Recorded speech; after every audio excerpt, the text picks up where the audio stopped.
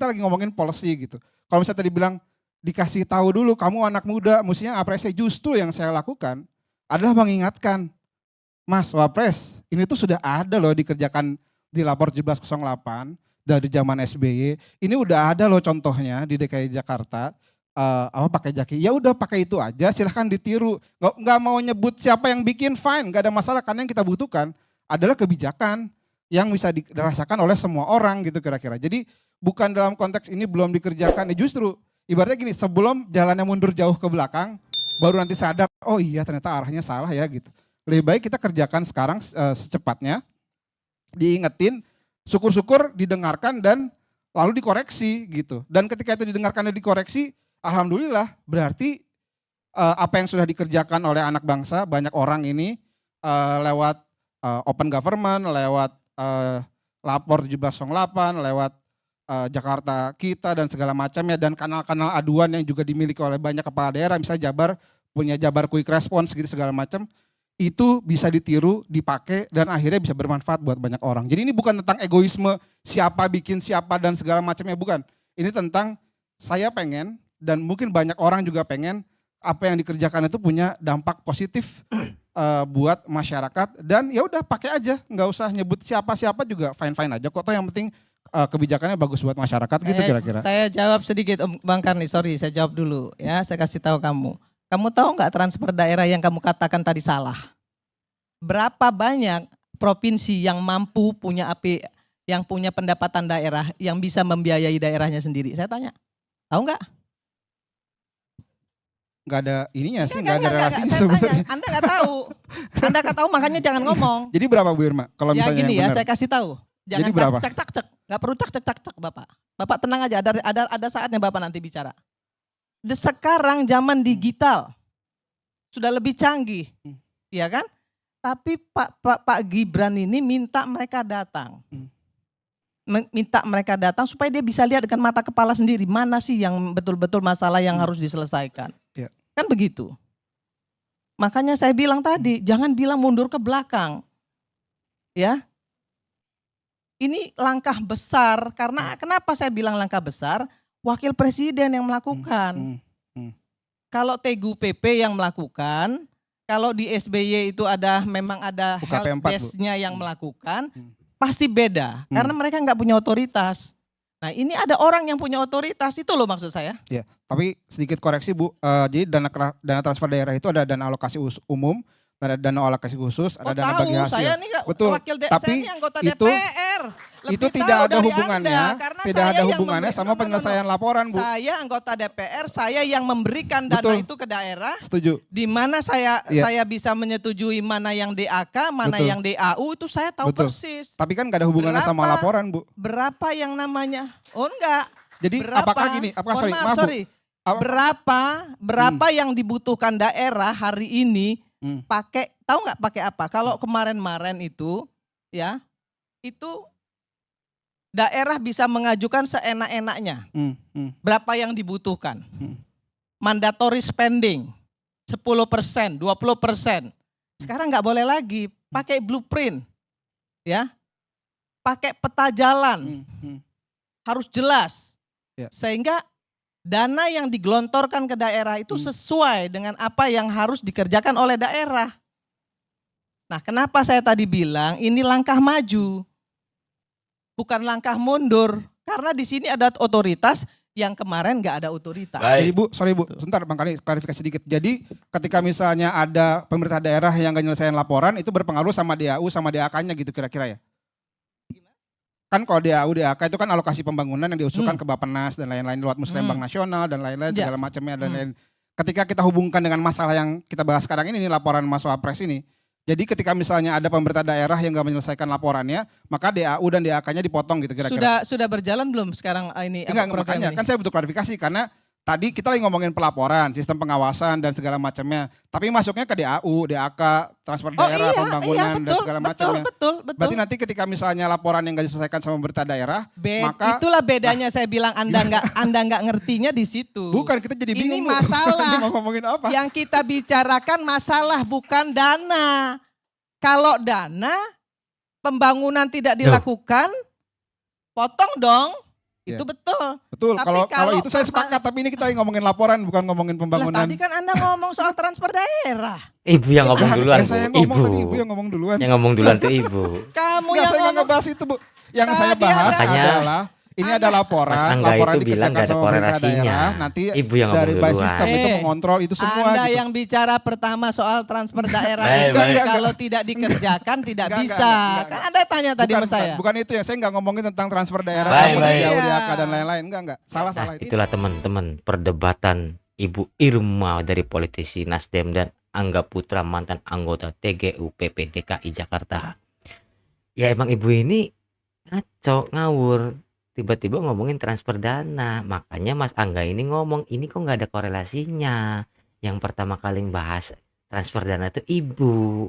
Gitu loh Bu. Oke lanjut. Kita lihat pencerahan dari pengamat politik Adi Prayitno atau komentar Mas Adi tentang lapar Mas Wapres. Kalau kita membaca literatur demokrasi, dulu kan ada satu istilah yang sering dipakai, yaitu direct demokrasi. Ketika pertama kali demokrasi itu diperkenalkan di Yunani kuno, orang berkumpul dalam satu tempat dan kemudian menyampaikan persoalan-persoalannya secara langsung kepada pemimpinnya. Mungkin karena penduduknya masih terbatas, 100.000, 200.000, sehingga persoalan-persoalan apapun itu bukan hanya didengar, tapi mampu dieksekusi dengan nyata. Nah di demokrasi modern memang dengan luas Indonesia yang saya kira luar biasa, 270 juta penduduk, tentu seorang pemimpin punya keterbatasan, entah itu waktu, entah itu tenaga dan resource tentu saja, untuk mengakses bagaimana mampu mendeteksi seluruh denyut nadi dan keinginan bagaimana bisa menunjukkan kepeduliannya terhadap rakyat. Oleh karena itu, sejak kita mengenal pemilihan presiden secara langsung, SBY, Jokowi dan Prabowo Subianto, sepertinya ekspresi politiknya sama. SBY itu kan bisa, kita cek misalnya sejak 2005 khususnya, itu sudah melaunching satu aduan yang bisa mengakses SBY secara langsung, SMS dan kemudian PO Box berupa kotak surat. Dan bahkan nomor yang dipakai oleh SBY saat itu adalah nomor cantik, 9949. Adalah gabungan dari kelahiran dari SBY. Sepanjang 2005 sampai 2018, setahun sebelum SBY berakhir, kurang lebih ada sekitar 3,5 juta SMS yang masuk. Itu yang terdeteksi, bahkan ada sekitar 115.000 surat yang juga masuk ke SBY sepanjang 8 tahun menjadi presiden. Itu periode pertama. Periode kedua, SBY juga mendeteksi bagaimana semangat zaman berubah. Saat itu X ataupun Twitter berkembang. SBY juga membuka aduan secara langsung supaya persoalan-persoalan masyarakat itu bisa disampaikan oleh SBY. Dan bahkan SBY di berbagai forum-forum internasional membanggakan bagaimana pola komunikasi kepada masyarakat terkait dengan apapun yang dianggap sebagai bagian dari persoalan-persoalan kebangsaan. Dan bahkan Pak SBY juga sering bercerita di berbagai forum kalau kita agak rajin mendeteksi apa yang dilakukan oleh SBY, persoalan ingin foto bareng dengan SBY juga muncul. Persoalan kehamilan seorang ibu juga muncul dalam curhat-curhat yang dilakukan oleh SBY sebagai presiden saat itu. Tidak hanya SBY ternyata, Jokowi juga melakukan hal yang serupa 2015. Jokowi bahkan bikin kanal khusus lapor presiden. Itu yang kita bisa tangkap. Nah per hari ini sebenarnya apa yang dilakukan oleh Gibran Rakabuming Raka ini kan sebenarnya mempertebal bagaimana replika seorang pemimpin di negara ini dia mampu berinteraksi secara langsung. Dan bahkan pada level kabupaten, provinsi dan kota kita juga sering. Dulu di zaman Ahok itu kalau tidak salah muncul namanya clue. Anies itu jaki. Kemudian Ganjar Pranowo itu muncul istilah yang disebut dengan lapor gub dan seterusnya dan seterusnya. Ini kalau mau jujur secara politik, ini soal bagaimana membangun satu komunikasi yang simultan, direct dan berkomunikasi. Dalam konteks itu saya kira tidak ada perdebatan apapun.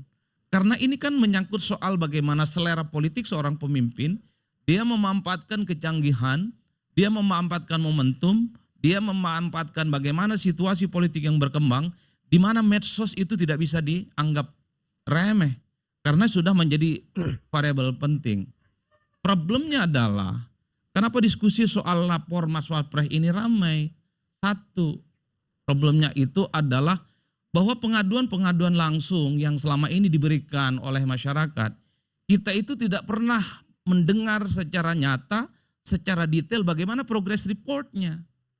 Sejak zaman SBY orang sudah melapor soal illegal logging. Sejak SBY misalnya orang juga melapor bagaimana terkait dengan mafia tanah, terkait dengan korupsi. Hal yang sama juga dilaporkan kepada Presiden Jokowi. Hal yang sama juga dilaporkan kepada Ahok waktu gubernur, kepada Anies Baswedan dan Ganjar Pranowo dan di tempat-tempat yang lain. Persoalan-persoalan penting kedaerahan yang sangat sayang sekali kita masyarakat secara umum tidak mampu mendeteksi dari laporan itu bagaimana progress reportnya. Wajar kalau kemudian ketika ada kanal langsung yang bisa mengakses presiden, orang bertanya, ini kan seperti yang sebelum-sebelumnya, laya mutu walayah ya gitu ya.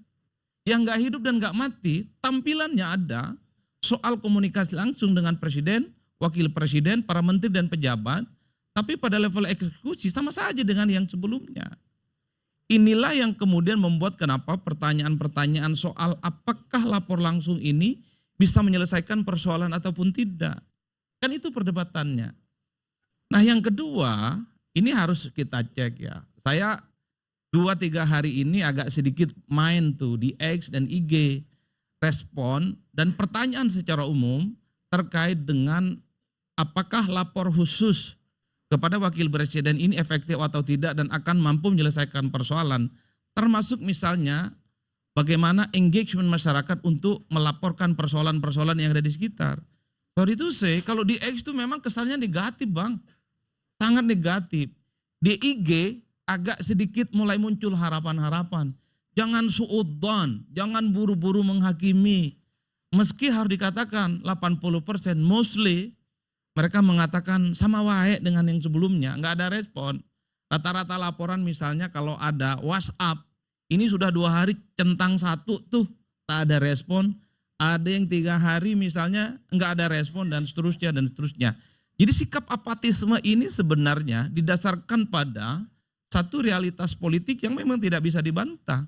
Bahwa berkomunikasi langsung dengan wakil presiden, orang penting di negara ini nggak gampang. Tidak bisa bim salabim.